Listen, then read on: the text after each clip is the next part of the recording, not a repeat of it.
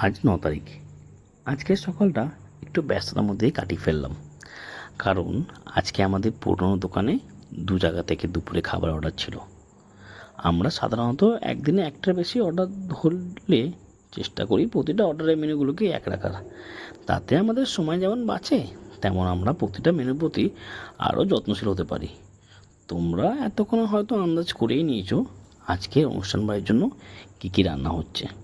আজকের দুপুরে মেনুতে ছিল বাসমতি চালের ভাত, কাজু কিশমিশ দিয়ে সোনামুগ ডাল, ঝুরি আলু ভাজা, মিক্স ভেজ, আলু পোস্ত, আমের চাটনি, পাঁপড়। আজকের 2 জায়গার খাবারের মধ্যে শুধুমাত্র এক জায়গার খাবারের ডেলিভারি দায়িত্বটা আমাদের কাঁধে এসে পড়েছিল। আরেক জায়গার খাবার গেস্ট উনি নিজে এসে নিয়ে গেছেন। তাই আমরা ঝটপট করে সব খাবারগুলোকে টোটোতে উঠে নিলাম এবং ডেলিভারির জন্য বেরিয়ে গেলাম। আজকের এই আমাদের অর্ডারটা এসেছিলো শ্রীনগরপল্লী থেকে, স্যারের নতুন বাড়ির গৃহপ্রবেশ উপলক্ষে।